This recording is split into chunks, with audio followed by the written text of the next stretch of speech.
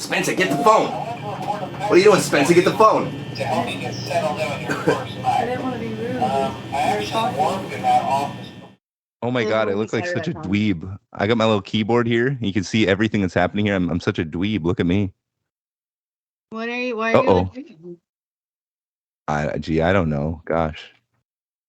What's with all these questions, man? You're gonna put me on the spot here. Like, I don't know. Look, what's up?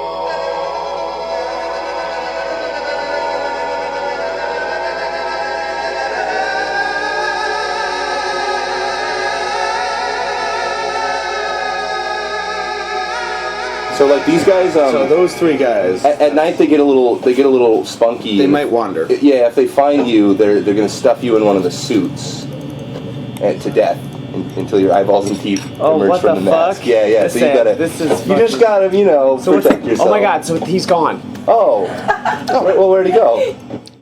He's still in there. So what's the purpose? What am I supposed to do? Just see Survive till 6 a.m. If they get to you, you gotta close the doors. Make sure they don't attack you. But how do I know when he's gonna get here? Listen. Jesus fucking Christ! Jesus fucking Christ! Here. What's this mean? What do I do? Does that mean he's gone? Oh, you gotta open the door. He's fine. I am obsessed with the titles of Christmas Harlequin novels. And every year, I know that there's going to be like 20 for $5 at Fred Meyer. And so I go to Fred Meyer and I go through the book section and I find myself a Christmas Harlequin novel. Because it's like you can take any sentence and just shove Christmas in the middle of it somewhere. And they're like, good enough. Like, The Last Cowboy. No. The Last Christmas Cowboy. So, speaking of $5 at Fred Meyer. I didn't realize we were recording, but it's hilarious. Please go check it out. It's going to rock your world. I didn't win any awards for that one. I didn't know we were recording. What does that have to do with anything? Do you at least no, we're not, we don't have to. We might take like a snip from that as like a stinger. It's pretty funny. Pre-chorus, because I don't want to bog people down with all that. No, I don't want to maybe as a separate thing, but I don't think I took it in a sexual way or in a sexual direction. The main thing is that you said $5 at Fred Meyer and it sounded like Five Nights at Freddy's to me, and I got excited. That was the main thing I was trying to convey throughout. I know it's gonna be great. But at least my handwriting is really cute and I color coded. So. Oh, there, everyone! This is our nighttime stream. I call it a stream. It's just a podcast. It's not even a podcast. It's a video. I don't know what to call it anymore. This is just a thing we're going to do on this fine Tuesday night. And it just happens to be a holiday that we just adore in America.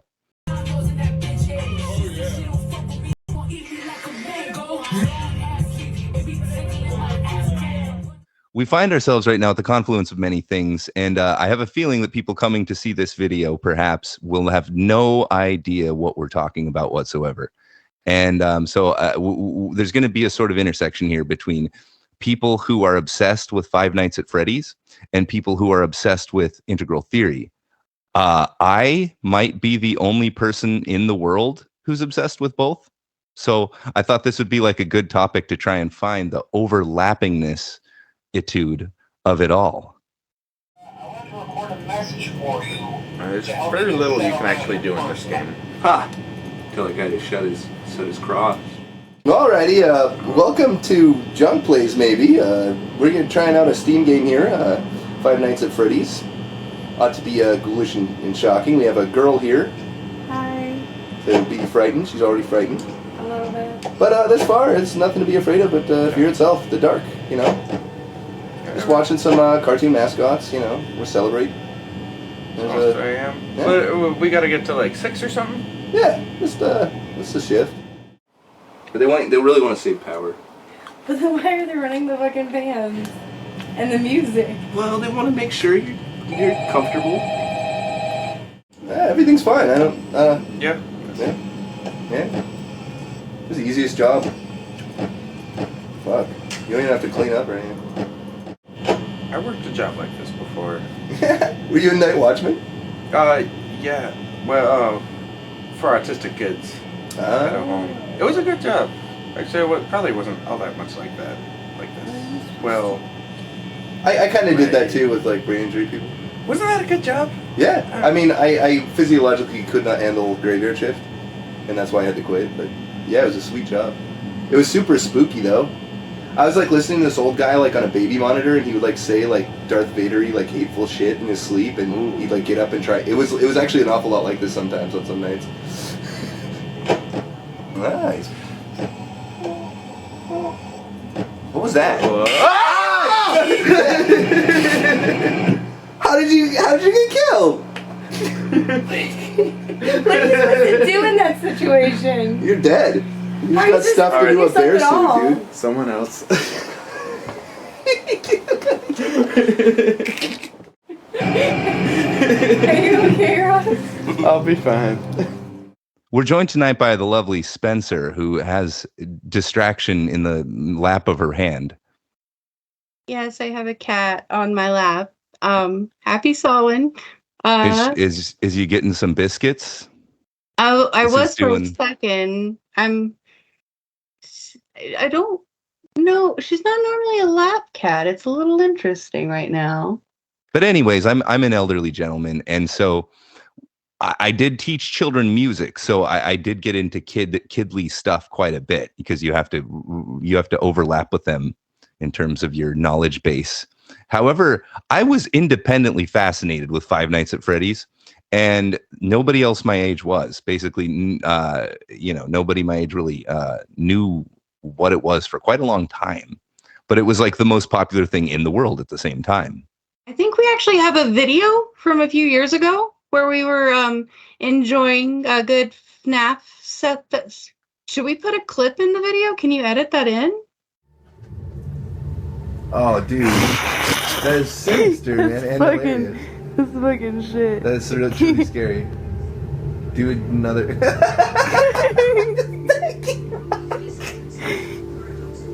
I don't know what to do. Are you recording this? Yes. That's fucking so scary. I can't handle this. And then in real life, a thing's gonna jump out. It's so scary. Wow. Did you get all that? Yes. All right. Is the camera on your tits? Oh, no. What do you... Well, isn't that what you were doing? Are you gonna hold it up? I guess I'm gonna hold it up as much Oh, as... okay. I'm about to my mouse. Okay, My you mouse know is what? somewhere. Just for these Oh, people... I took your mouse. We took your mouse, by the way. Shit. Okay, How here. do you feel about the mouse being... Don't worry about it. Okay. Okay. I took Tila's mouse. Here's the thing about my mouse is that I have other mice. We go ahead and start a new game. We were on level 3, but we were stuck there. So this is 5 days until the party. Right here. We were playing some Five Nights at Freddy's 4. Did you know that? Did you know that? Spencer. Right. Yeah. I'm currently trying to situate this. I can't see the screen, so I don't know if it's positioned the right way. Well, let me answer that with a question of my own then. What did he do this time? He locked you in your room again. Don't be scared. I'm here with you. So this is Brian in his emo bedroom. He's got these sweet band masks. He's got a sweet. He's such a prize. These are my friends. These are my only friends. Oh, That's that's where I so keep sad. like my like porno magazines and fucking my chicken nuggets and shit. Dude, check this out. This is my dance right here. I'm like.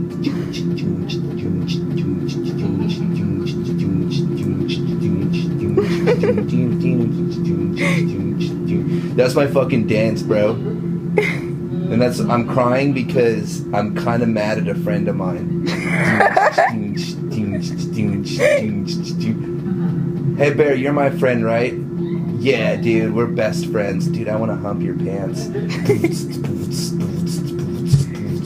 I'm gonna leave. What the fuck? Oh my god. What the fuck?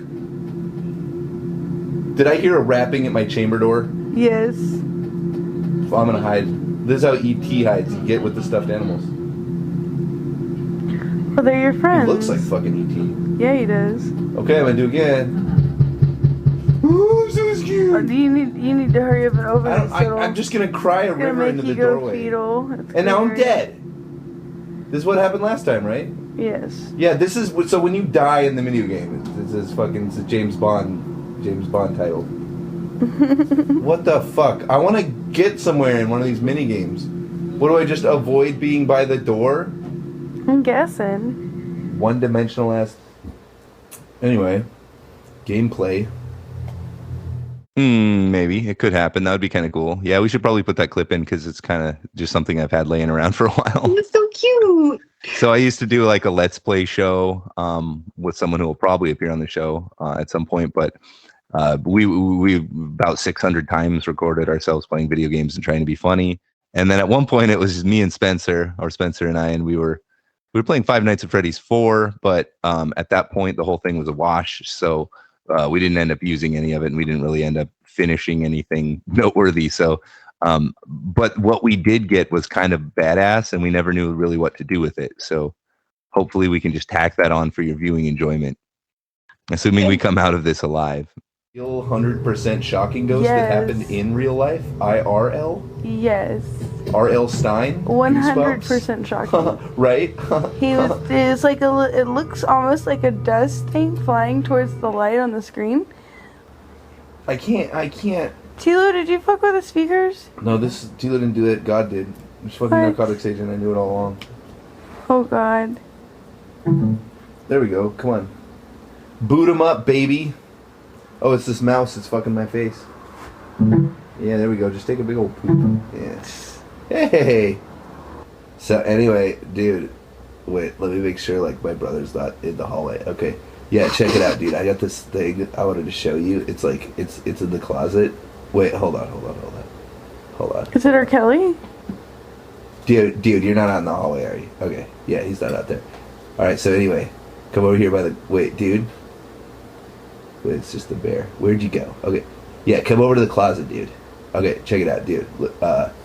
No, hold on a second. You're fucking sure Brian's not out in the hallway, right? He's not out here? Yeah, because if he was, I would fucking shut this door just like this. I would shut this shit. Just like, you want to see it? Fucking. So if he's out there, I go like this. There. This. There. I do this. Understood? Okay. The fucking jump scare is right here in the closet. You ready? Are you ready? Yeah. Alright, here we go. You ready? 1, Oh my God. 2, 2 and 1 half. 2. Bunny's bed. You want the bed? This is just Fred on the bed with the hat on his head. What do you expect? Oh, I mean, What did you think? What did you think? That's like the scariest place in all these things, because you know it's supposed to be the comfort of your own bed, so they're gonna take that away from you by killing you on it. Okay, they could kill you at dinner then. I mean, yeah. They but could kill you. then, They could kill you when you're hanging out with your friends and walking on the beach listening to music. Yeah, but you know, like that's your safe place is like under the covers in your bed. Like, Oh, that's all those other yeah. places you could die anyways. Like, you know, you could get food poisoning. You could get bitten by a left shark. You could. That's so weird that there really was a time when I would pull blankets over my head to protect myself from threats, real or imagined. I really genuinely thought that would help. Oh yeah. For many years. Aww. Oh, to be a babe again. You'll always be a babby to me. Oh, it's sweet to hear you say that because, in fact, I intend to grow 50 foot tall and crush an entire city. What? Yes, that's correct. Spider. I feel like maybe there's a glitch and there's supposed to be audio Yeah. and we're just gonna die. Yeah, well, I feel like I'm gonna shit my pants in anger. Was so- night 1 this fucking easy last time? What? Yes. Really? I It thought didn't we died. seem like it because Okay. we were primitives. That's true. See, look, homeboys in the hallway. We're Yeah, not alone I here. saw his eyeballs. We're not alone in this universe. The lamp always Here. looks like a face. Look, for there's a guys second. on the bed. Oh god. So we're not alone here. There's Langoliers on the bed. Ready to eat you up in space. I'm sorry, did you just say Legolas was on the bed? I did not. I was referring to the Langoliers. Oh. Yeah, which was a TV miniseries by Stephen King. Yeah, the Langoliers, they looked like prunes with like chainsaw teeth, and they ate through dimensions. That's crazy. It's so nuts. That shit'll make your head spin for like 7 hours, man. I should know. Break character for just a second here. Dude, I drank so much wine in a couple minutes. You better be whining. And what was really funny is we actually assumed it was your brother in the video, but actually the older brother is my brother. Well, this is getting into the lore now, because the brother is actually the father, who was the protagonist's daughter as a robot. But this was in the afterlife, because in the real world, it's actually a bag of sand that got implanted into Mike Afton's brain right after he was born. Yeah, so there's a lot of nonsense going on here. So just to give like a little bit of a baseboard background, box spring mattress to the whole thing.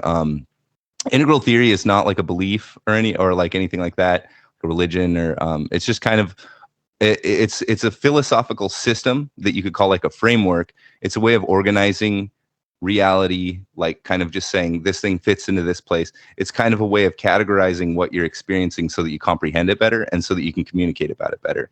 That's kind of what integral is. So it's like a philosophical thing, and it's a model with all these little moving bits and pieces. Now, in theory, in integral theory, you should be able to apply the integral theory to anything, any pursuit whatsoever, any aspect of reality, anything. And so why not Five Nights at Freddy's? Five Nights at Freddy's is extremely popular, but here's where we get into the integral part of it, is that the way that it's popular is very sequential. It's kind of metered out in levels of fascination, FNAFcination. People, they come for the jump scares, but you don't stay for the jump scares. The jump scares are stupid. That's what gets you there. Okay. Bye. Oh, he's back there. He's still there. Ducky's always in the hood. He's always in the... God, how are you fucking so low on power already? I think he...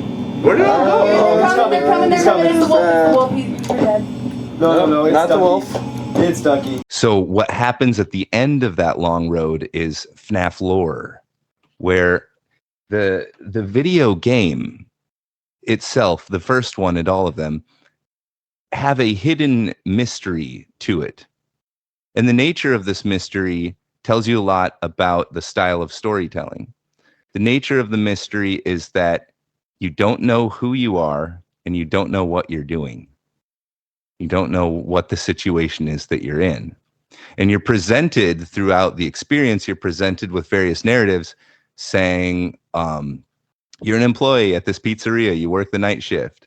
And that's kind of the end caps on the game. And then as you play, when you start to play, you hear this phone guy and he's telling you kind of a little bit more. Okay, you're trapped in this deadly scenario with these animatronics becoming more and more hostile towards you. And you don't really know why. And so you're starting to wonder, okay, why are they after me? And then the game kind of hides these little Easter eggs that no player would ever think anything of. But you will get a sense, because we're all connected to the internet. You'll get a sense that these Easter eggs have some sort of meaning to them. By the time you've sort of worn out the fuel of the game, it's a simple game. By the time you've kind of expended the experience of playing Five Nights at Freddy's, you're then opening things up. So how do people stay fascinated with these games? Why would they do that? I actually thought it was really fun to play. My bad. I'm like so scared right now. There were a couple guys. I think that probably Wait, did you check on that wolf lately? I don't even know. I'm not very good at playing video games myself, so I was actually really lucky that Adam was obsessed with it, because I was obsessed with it too, but I couldn't play. Like, I'm not hand-eye coordinated at all. So of course I was a huge help, like just sitting there in the corner screaming, "No, don't do that! No!" And he's like, "Well, tell me what to do." So I had to like bite my fist a lot because it was super scary and just had me on the edge of my seat the whole fucking time. It was great. And I think that what's kind of magical is it's really more about like what you make of it on your side of the screen. I mean, as a game, like the primary dynamic of the game is this idea of a jump scare, which is actually something from film. right? Like a jump scare, and it jumps out. Like they didn't really have that in games. I mean, it existed, and in some games the thing would like sneak up on you and you but it wasn't like intended to be a primary like aspect of the entertainment experience that it jumps out and scares you like a slasher movie. And so after in the wake of Five Nights at Freddy's, you saw this whole generation of games based around jump scares and people like making jump scares in their mods and like other kinds of games that they make themselves. It becomes a genre of video gaming. It's not just survival horror. You can't do anything. You're just trying. You can close the door and turn on and off the lights. Like, and it was created with so little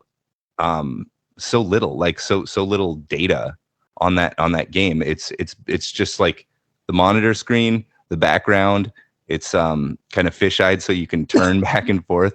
Like the amount of graphics is so little, and the amount of models is so little, and so much comes of that. It's such like a powerful experience to have. It's almost like, to me, it's like a classic thing like Pac-Man or something. It's like an Atari game where it's like every corner is like perfectly worked out to fit together. There's like nothing superfluous. This is why when Easter eggs occur, like they stick out, because like everything is perfect in this world. It's like meticulously crafted. So when something's a little off, a little glitchy or janky, you start to scratch your head. What I'm trying to say here in terms of integral is that the player of the game goes through a developmental process of playing the game and hopefully by the end comprehending something about the nature of reality. The actual storytelling genre, as opposed to the video game genre, is what I'm calling mystery box style. It's a style that's kind of associated with J.J. Abrams, but I think that's incorrect because it's associated with projects that he worked on, but I don't think that's really his style.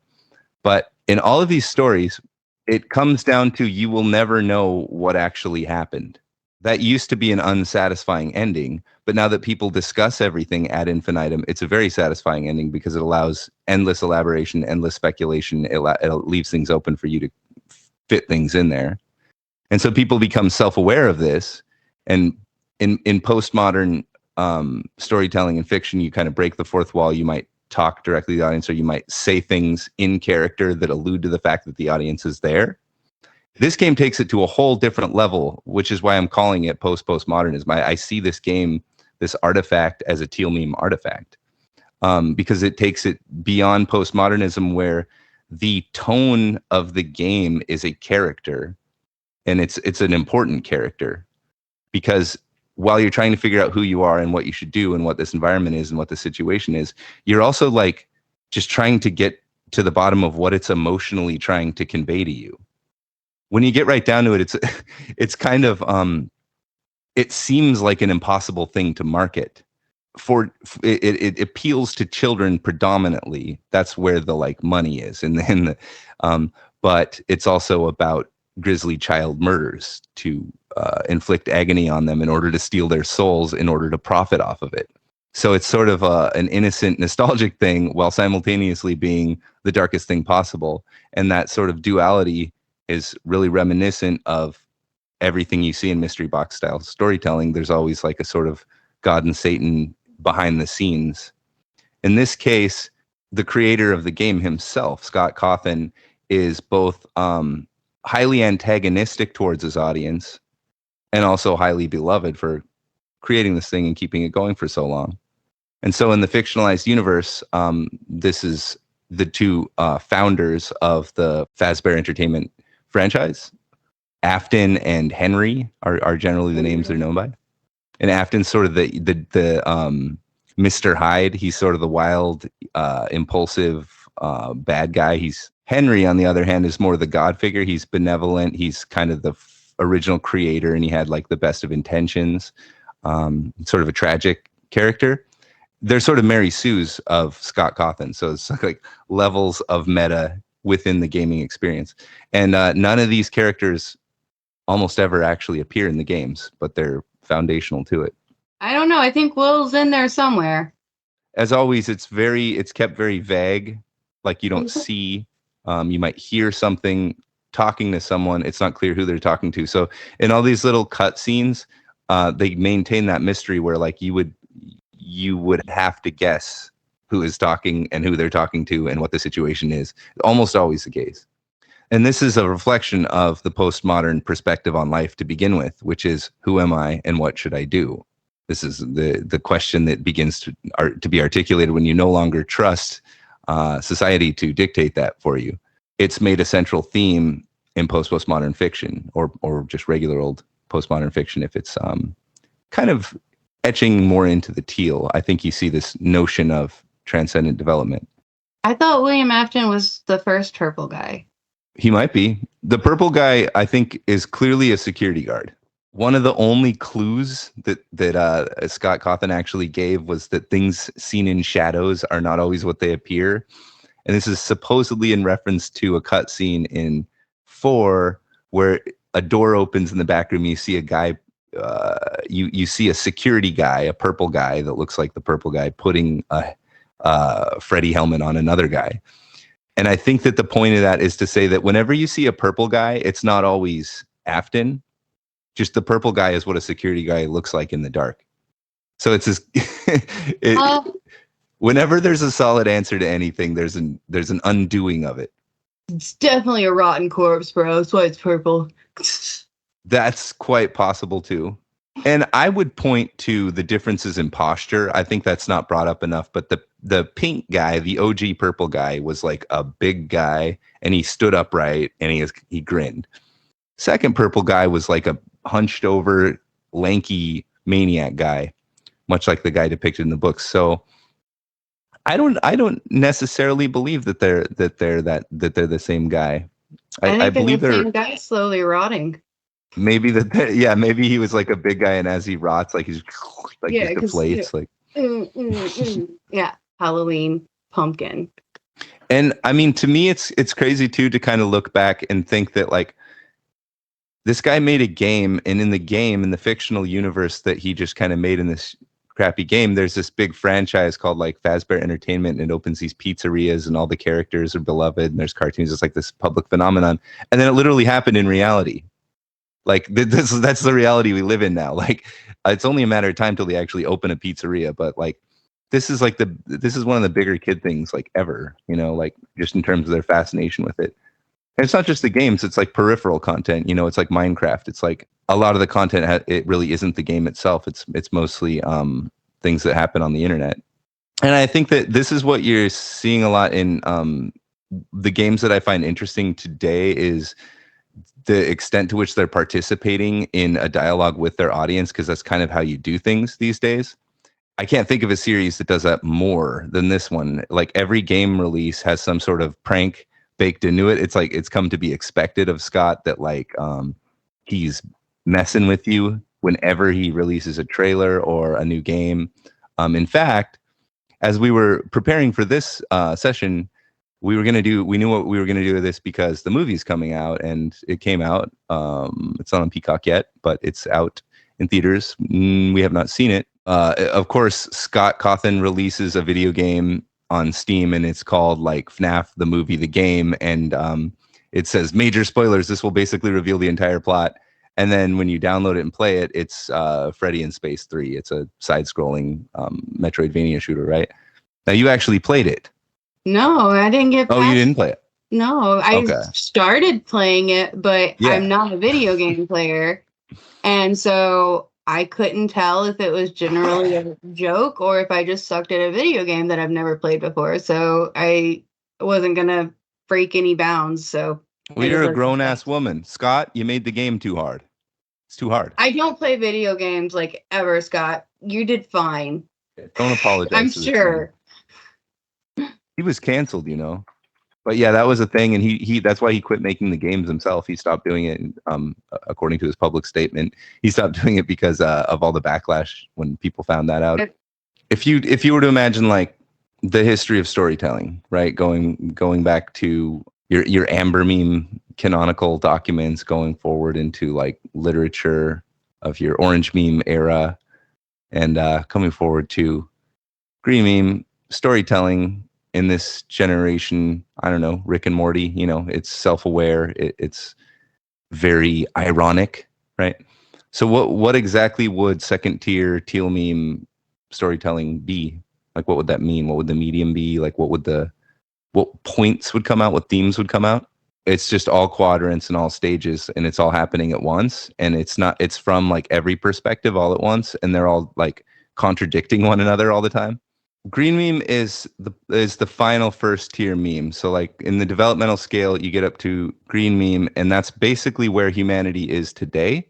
Green meme is capable, instead of executing the program and achieving for yourself and for your nation, gaining all the wealth, green meme takes a step back and looks at culture, looks at self from like kind of a fourth person perspective, like fourth wall, like.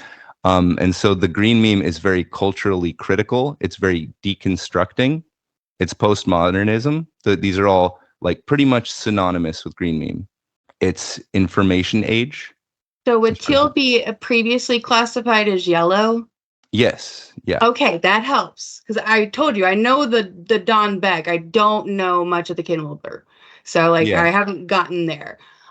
So if you're asking me how a yellow would tell a story, I do feel like that is pretty accurate, because I feel like yellow, kind of like you said, it takes a step back. It's not looking so much with a critical eye. It's looking to fully understand its, the previous integral, parts that we've gone through.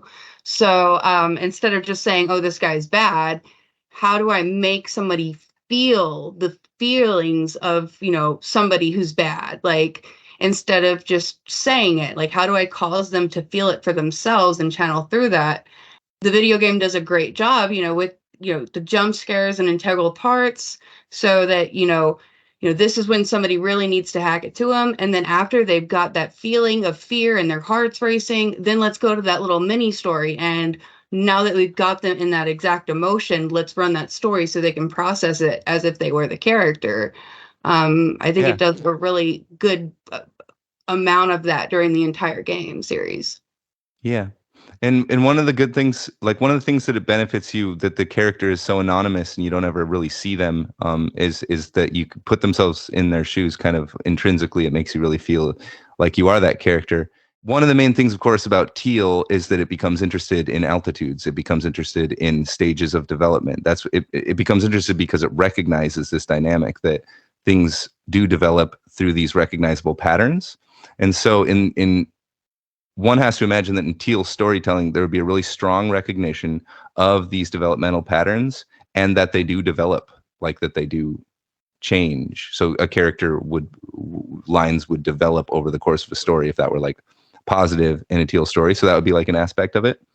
But more to the point, I think what's so brilliant about Five Nights at Freddy's, and I'm still just talking about like the first game, because the games are sort of holographic or I don't know what you'd say, like prismatic or something, in that they're all sort of the same experience over and over again. They look radically different, and it's always updated and, new whistles and bells, but it's the same experience. The experience, there's almost like a limbo effect to it, where it's like it's eternally, you want the resolution in the next game, but the next game is just the same game over and over again. And what happens in each game, I'm calling it a developmental progression. You as the character develop in your experience of the game, and this requires a little bit of unpacking. Five Nights at Freddy's. Get ready for pure fucking awesome. Play? It's a fucking game? Yeah, somebody else should play. All it takes is the mouse. It's right here. Seriously? Yeah. Yeah. Was it scary? Yeah, it may be. Well, What? maybe. No, it's hard. It's fine. Oh, yeah, So you're working at this place, right? Okay. It's like Chuck E. Cheese. The animatronics. This guy will explain. Yeah, he'll explain better than me. This guy. Because the character is anonymous, you can imagine the character having the experience at various levels. You can imagine the character just having the experience of being an employee waiting for the shift to end. You can imagine the character being in a sort of hell or an afterlife scenario. And you can imagine what the character's thinking. So when you're first confronted with this world, you're sort of in a magenta mindset. You're like, oh my God, where am I? This is spooky. What do I do? Oh, there's a guy on the phone. He's telling me what to do. This is a very magenta sort of relationship with the game. It's just spoon feeding you what to do, and you're safe as long as you listen to the phone guy. Yeah, oh god. Oh my god. Please out. Oh, he's gonna come. Oh my god, soon. he's coming. But he's not Yeah. there. What Okay, is that? doggy. What is that? What is that? Ducky, oh my god, it's Ducky. Just lock both the doors. You don't know what's gonna happen. Nope. Can't use the power that much. Then night 2 comes, so you're at stage 2. This is sort of more of a red meme thing, because now the animatronics are coming to get you. They're becoming hostile. and the phone guy is becoming less trustworthy. So you have to sort of start to develop some agency in this situation to survive night 2. Oh my God, Jesus fucking Christ! He was hiding? Is that what happens sometimes? He's like hidden somewhere? Wait, we didn't even know he was coming! We didn't even know that guy was coming. Son of a bitch. You're next. So what's the point of this is that this is a costume place that has It's like Chuck E. Cheese, yeah. nobody likes it because they come to life. In night 3, you have to sort of learn about how this thing actually works, like how to play this system to work with the doors and understand that it's not entirely logical, the game mechanics. Something comes to your door, you leave it closed until you kind of hear that they're leaving, and then you open it. They don't come running back. It's just it's very mechanical. It's like a little wind-up thing.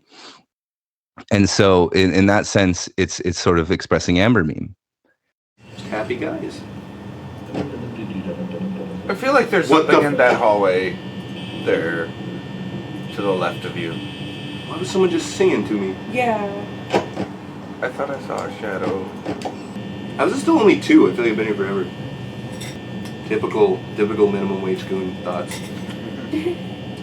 Okay, I guess I'll do my fucking job. Oh, there's another milkshake right there. Turn the light on. Oh shit. Okay, bunnies. Oh, there it is. Yeah. Probably just getting a party hat or something.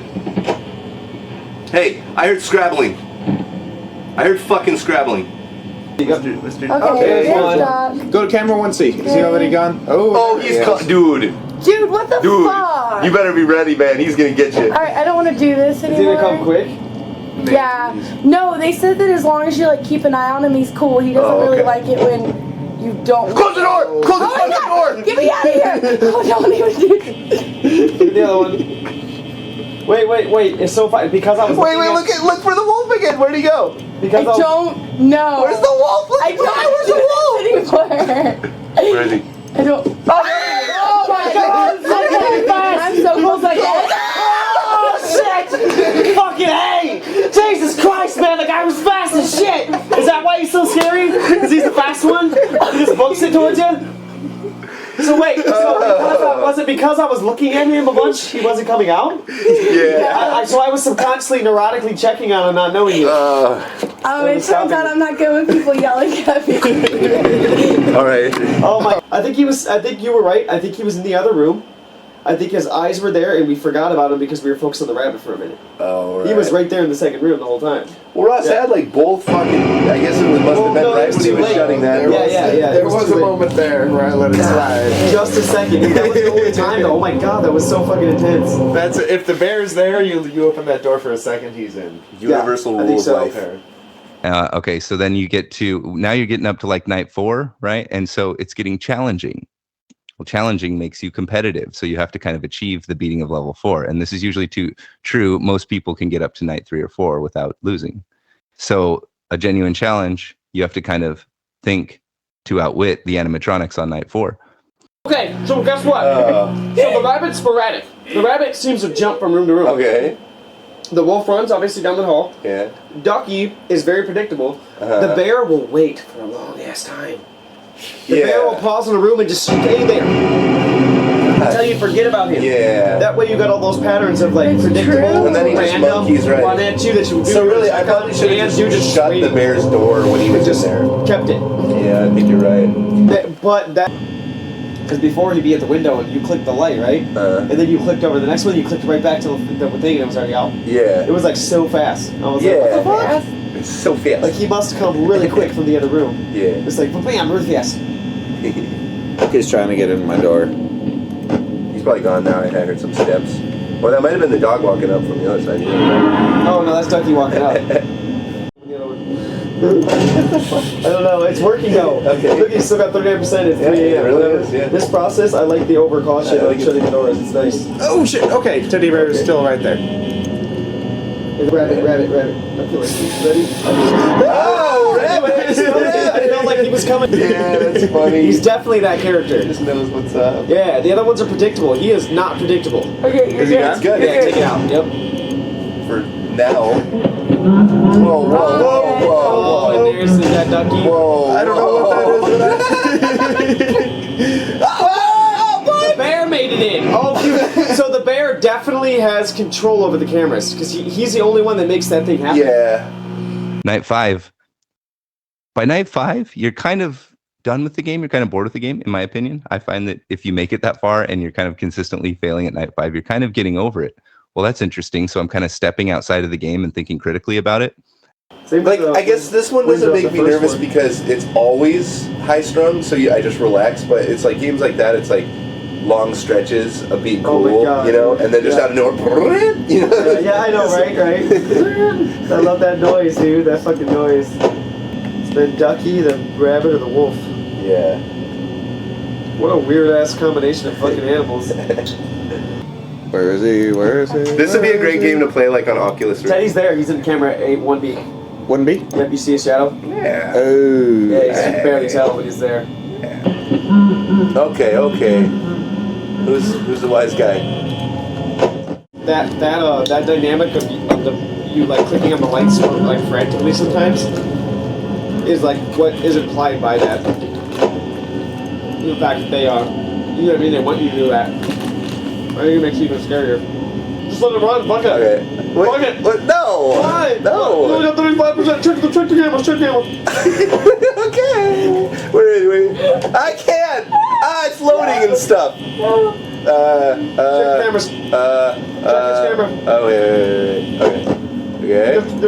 God damn it, bear. He's gonna jump in any minute now. He is. Yeah, close that door. All right. I don't think he even comes from that doorway. Okay, I don't think he even comes from that doorway at all. Yeah, you're probably right. Up cam. Whoa. What?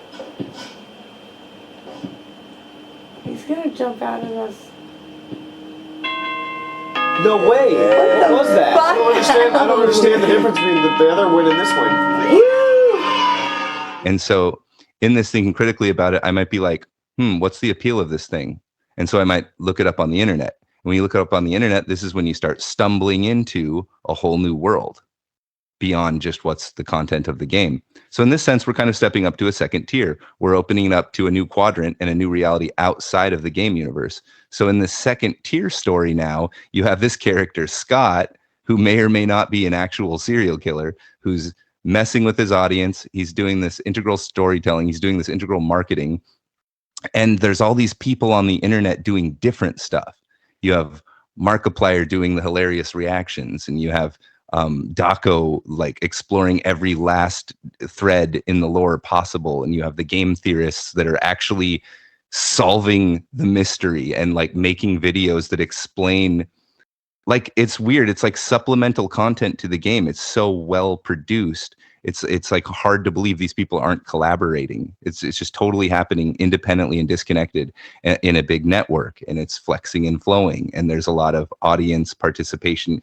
It's a very teal meme phenomenon. So this is kind of what I'm trying to say about the story. You have like a night 6 and a night 7 where you sort of have, you can control the animatronics, or it's like a special challenge that if you beat that, you'd want to post that somewhere. You'd want to put it on the internet and show other people. So it encourages you to go outside of the world of the game. And I think that is why it's so compelling and addictive to people. Not the game itself, but that the game is like a projector. It's like, it's explosive. It's a meme dynamite. It pumps out memes like rabbits, like Macy's Day balloons. You have people making songs about it. You have people dressing up like the characters. You have people doing Rule 34 with all these characters. It appeals to horror fans. It appeals to comedy fans. It appeals to retro nostalgia fans. I see like a genius in this marketing and the way that it's marketed. Like one person thought of like this little gaming experience that could have so much potential to actually shape culture and become like a thing that exists in everyone's household. It's just this one guy. If he's real, he might not be real, but he is the phone guy. If you actually hear him talk, it's like, oh, it's the phone guy, because it's actually Scott. Scott is Will. Scott is Mike. Scott is phone guy. Scott is rotted corpse. Scott is all. He's that little block guy too. He's a lot of things. He's kind of full of himself. Everything he makes is full of him. Every character can be seen as their own persona. Every event indicates a fear or desire or unresolved issue. So who is the phone guy? It's me. Who is the security guard? It's me. Who's in the mascot suits? It's me. Who is the killer? It's me. Who am I? This is the central question of FNAF, depicted as an endless struggle between a security guard and murderous mascots, between the mascots and the killer, between the puppet and the shadowy security guard we know as the purple guy.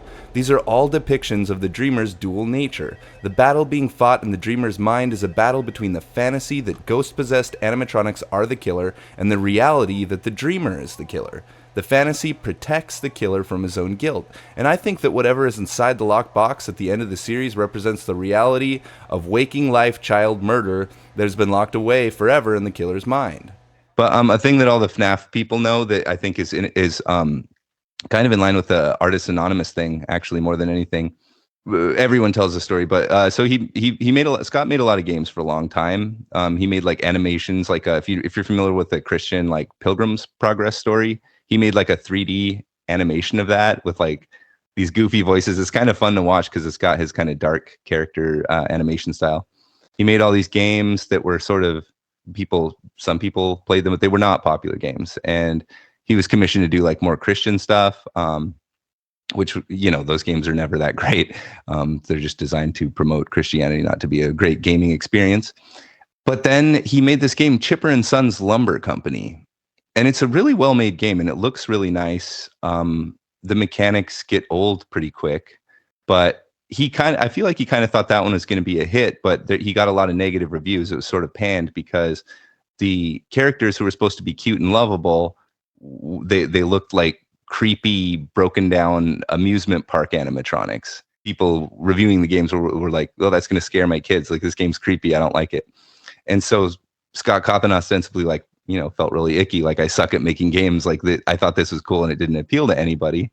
It seems that he just kind of pulled like a Chuck Palahniuk. He was just like, all right, well, F it. You want creepy? I'll give you creepy. So, okay, here's this thing where we're going to take children, we're going to stuff their ass inside a pointy metal, and then that's going to steal their soul through agony. And this guy's going to be laughing his ass off the whole time. And then those things are going to come and murder people. Huh? Is that creepy enough for you? Oh, and it sure was. Oh, everyone loved it. See, this is why artists kind of have to be a psychopath, just a little bit. Like, He promised them to never leave. in the conventional manner of a mystery box story, such as Lost or Twin Peaks, the reason why everything works can be explained in a billion different ways. It can be science fiction, it can be electrical, it can be ghosts, it can be time travel, so it could be a fictionalized thing. So they never tell you like which tech base explains the universe, explains the reality. Here's my first clue that the whole thing's a dream. It's actually the first thing that happens in the first Five Nights at Freddy's game. I wanted to record a message for you to help you get settled in on your first night. I actually worked in that office before you. I'm finishing up my last week now, as a matter of fact. So he used to work here before me, and he's here now? He's actually finishing up his last shift here now, and he used to work in that office. This is not something you can make sense of. It's not logical. There's no way to make it work without stretching. And what about this? What the hell is this phone system? Is the phone guy calling me now, leaving a message? If he's calling me now and saying he's in the office now, then he is in this room with me right now. No, you say, it's pre-recorded. Okay, so he leaves a message for you during each day shift. Okay, then why does he get killed in the night 4 message, since the animatronics don't become active or threatening in the day? And how does he keep leaving these messages after he's dead? Sorry, it's just not gonna work. Let me ask you something. Have you ever heard of an answering machine that rings like somebody's calling and then plays a pre-recorded message? Like ever? Because I sure haven't. So everything that we've done, constructing timelines, speculating about metaphysics, all we've really been doing is dream interpretation. Everything that happens in these games is a dream. All speculation about the dream is dream interpretation. If we're to put this all together, there is a sort of subtle realm or a Bardo realm, which you can think of as FNAF world. And this seems to be where people go when they die. And it seems to be a low bitrate video game. And it seems to be where all the animatronics like characters live and where the kids' souls go when they're killed. It's sort of this subtle reality where they're outside of their body. So kind of interesting that that exists in this world and that it's like indicated through the games. Because of that fictional like universe, now you have souls, but it's actually remnant. It's like a fluid that contains your consciousness or something like this. In the first game, there's a weird phone message that's backwards audio. And it's like, what the heck is that? And if you reverse the audio, you still won't know what it is. I think you got stuffed into one of the suits. Yeah, that's true. It's from Biography of a Yogi, interestingly enough. And it's this book, it's this really complicated text that explains like all kinds of yoga principles and spiritual principles, state stuff. But there's a section apparently about how possibly like a person could infuse a metal and could bring life to metal somehow. And so that's the sample that he used backwards to make like a creepy sound effect. This suggests, yeah, definitely like a Bardo realm, like an afterlife thing. It's coming from yoga. It's coming from Biography of a Yogi. Weird thing to put in your game. I guess what we're to make of it is that when a person is impaled on the endoskeleton of an animatronic, that animatronic then comes to life with that person's consciousness. Will is actually, or Afton is not the actual creator of Remnants. The first time it happened, it was actually Henry created the puppet to protect his daughter.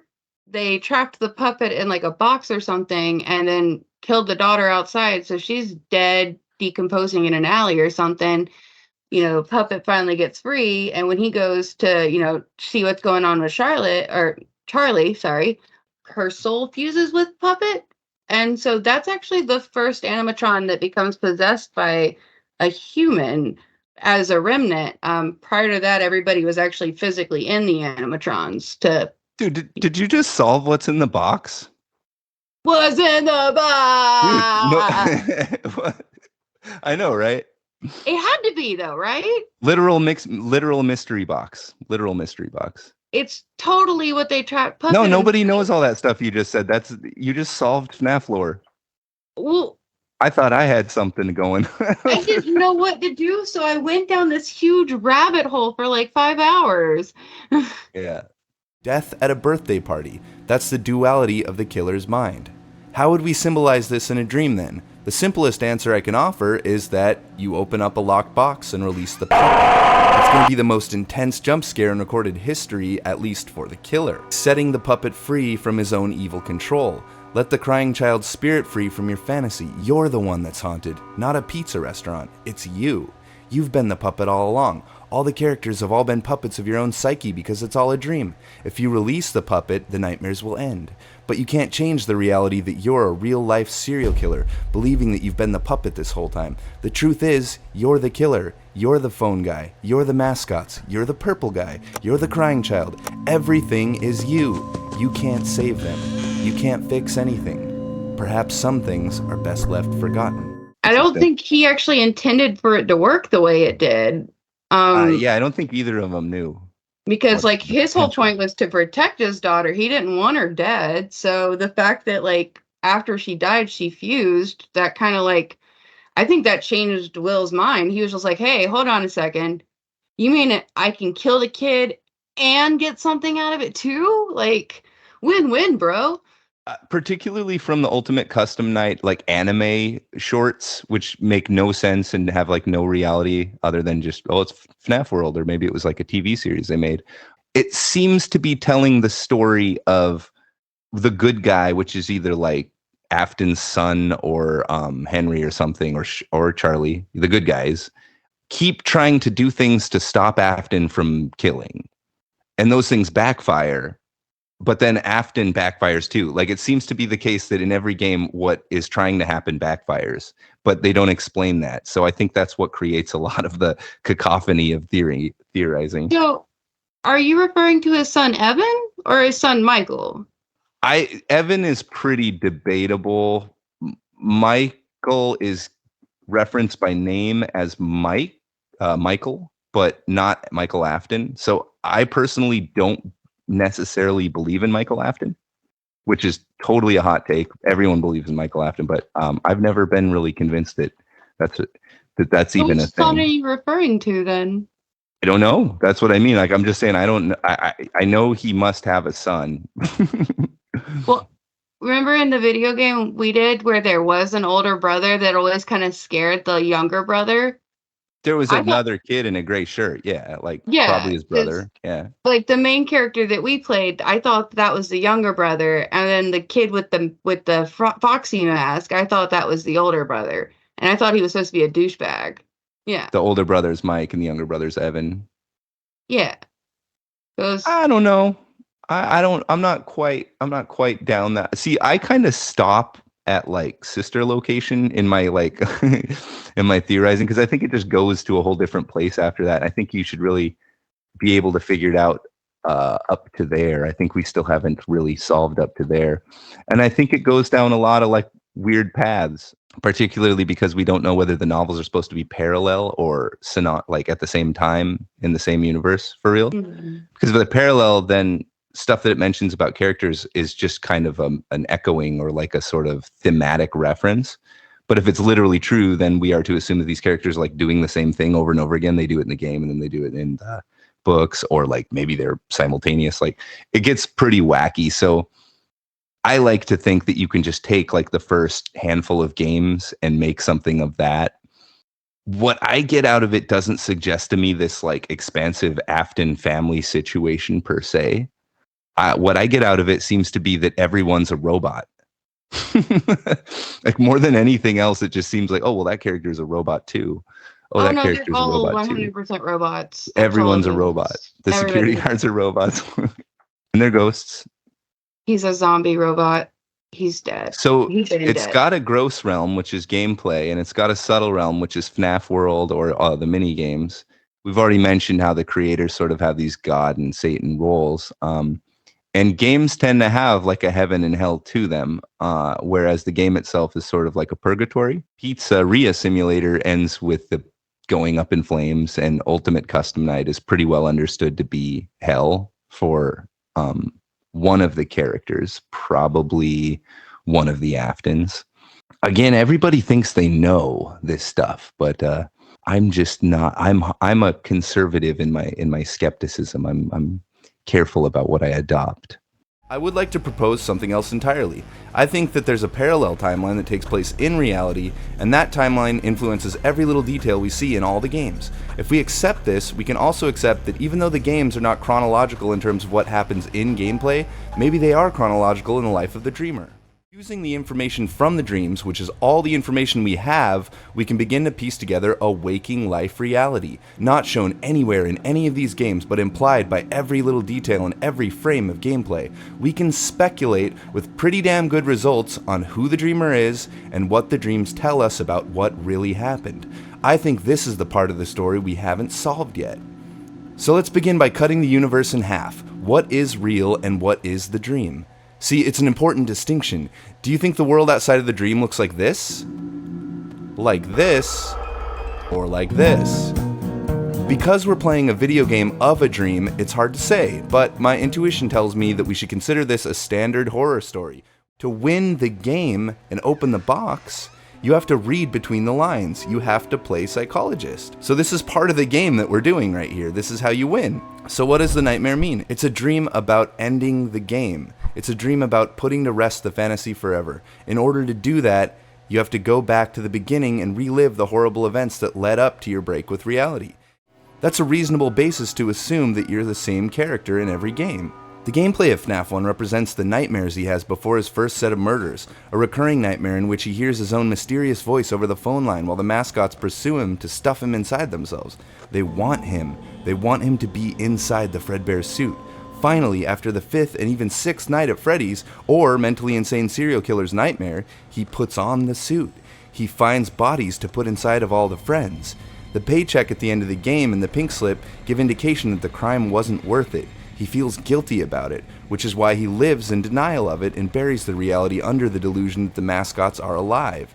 Just like they're stuffing children inside of suits, he's stuffing the truth away inside his own mind. We see the fantasy progressing and evolving and becoming meticulous in the way it all weaves together. Here we see not only the Freddy's mascots as villains, but even the toys that other kids had. Even the other kids themselves have come to haunt him. And who the hell is this puppet who looks mysteriously like a crying child? It's me. The crying child has become nothing more than a puppet, locked away in the killer's mind while he watches his own shadow, the shadowy purple security guard, the killer, go on yet another killing spree, dismantling all the animatronics to stuff kids into them. But the killer has a lot of stake in Fazbear's. His whole existence is based around it. His nightmare is that he's still there 30 years in the future. The whole thing has become a joke with some punk kid digging up the old costumes to exploit the restaurant's tragic legacy. The dreamer is still trapped as a security guard, trapped in his obligation to Fazbear's, and this is represented by being crushed inside of a suit. This is just a nightmare. It's not real.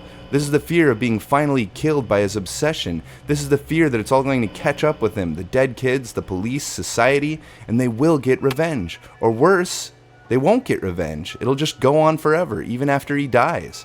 So the only conclusion he can reach is one which his fragile, disturbed child mind can't handle. Fredbear eats people. He crushes people inside his body.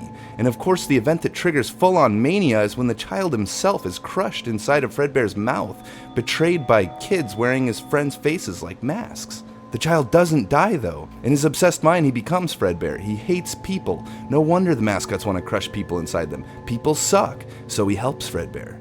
And if we as the player become lucid in this dream and find all the clues, we manage to reconcile the crying child with the murdered children. We get the good ending. The mascots rest, the killer stops killing, and quits working at Fazbear's. So, what will you think will give you that ultimate, this is the answer? Do you think that the movie will, or? I don't think that it's possible to get that. I don't think that it has a solution. I think that what the solution is a theme thing. I think that like it's about understanding like the emotional meaning of it, because that's kind of how Lost and Twin Peaks works. You know, like there's no concrete practical end to the story. So, did you want me to ask you about the boxes, the Halloween treats, tubs, tubes, tanks? Oh, yeah, I just wanted to introduce everyone. It's Halloween over here, and this is these are my little buddies. I got a little miniature Dan Aykroyd skull, and I got my Ghostbusters guys, which are you don't want to. Oh, they snap. Cabbington Bear and Cody Arbuckle, Foxy, Foxy. We got Chica. Got Mr. Bones right here. We got Golden Freddy and Bonnie and a couple of pumpkins. There you go. And me. And Unthink Me. All together in one big box. Okay, I'm probably going to get evicted now, so I should probably go. You can dance if you want to. You can leave your friends behind. You can dance if you want to. You're like at the Burger King right now. You got a little tiny like sombrero hot glued to your head. No, that's maybe I should change that with a pumpkin. I'll be right back. And now you're all mad about it. Kaiser Wilhelm over here thinks that the mighty helm of Gondor has to be altered now. You know what it looks like? It looks like there's a little boat that's carrying a pile of firewood from her painting over to her shelf. Okay, what exactly am I going to store right next to the ceiling on a flimsy... I can't hear or see you, for one thing. Well, I put like my journal up there sometimes when I'm not... Oh, that's kind of cool. I found the coolest journal for dream journaling because it's the what Divine is that? Comedy? Yes, the Divine Comedy. Comedy. So it's a illustration from the Divine Comedy, and I thought that was really cool for a dream journal. Because wasn't that just like a huge fucking dream or something? Yeah, it was like a guided vision. Oh, okay. Yeah. Virgil came in the night, So it's sort of like an astral projection kind of deal. I would categorize it. But I think that it's clear that he's just messing. He's being playful with it. Like this is not supposed to be a truly autobiographical account. I don't know if you can read it. No. Weird dreams that I had on Shantex, or whatever it's called now. And go where you want. Exactly. 100%. Or is that jazzy? That's not bluesy. That's jazzy. I've got to sing that to my manager. Dude, she would kill the drums on that one. I'm gonna kill your manager. No, I love Melissa. I don't care how you feel about her. I'm gonna kill her. I'm gonna kill you first, I'm coming to her house. How are you gonna stop me? I'm coming. I'm on the other side of town. She got chickens, bro. You'll be distracted. As we approach her house, we'll be coming from different vectors. How are you going to compensate for your lack of being in the correct proximity? Because you will be distracted by the many, many forms of chickens that are going to be in her front yard. And while you are distracted, chasing the one with the fuzzy little mop fucking thing that you love so much, I'll come up behind you with an ice pick. Yeah, I saw you flinch. I had all the comebacks right into the last step of your plan, and then you have outwitted me with the ice pick. Wasn't anticipating that. Must be something wrong with me. Wasn't. Oh, we can dance if we want to. We can leave your friends behind. That's a little too we can dance if we want to. We can dance if we want to. We can all right. leave our friends behind. Leave your friends behind. Dance and if they dance with weather.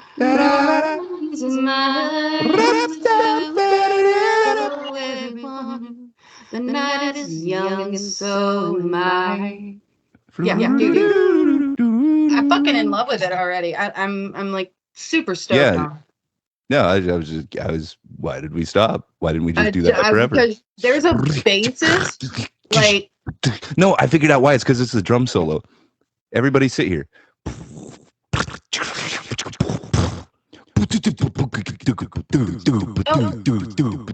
I? I don't want to do the djembe. The djembe. But the cajon is so much fun. Your wish is granted. Long live djembe. My djembe is in the living room, but my cajon is in my closet. That's racist. I'm going to destroy your reputation. I'm going to take all your credit that you have in this world. I'm going to make it nothing. I'm just saying. You're no better than Indiana Jones as far as I'm concerned. I'm from Bow County. I don't think my reputation is going to be destroyed. Oh, golly. Yeah, that'll help. That's very disturbing. Yeah. Very disturbing. I feel disturbed. It's why, unfortunately I left. Or that's because of that. Do you know how many times I've heard a sentence start with, well, you know me, I'm no racist, but. It's so true. Yeah, like, I'm not racist or anything. I'm just saying, like, people that are from a different race than me are just kind of, like, worse as people in general. I have never heard anything following that wasn't racist. Remember, we actually had to talk about this, but it was like, you remember that Vine? I don't want to sound like a racist. It's just a weird Vine where she makes a weird noise. I think she's laughing, but it sounds like she like ruptures her larynx. Still want to go to Chuck E. Cheese? Yeah? No. Is this going to ruin that? No way. Makes it better.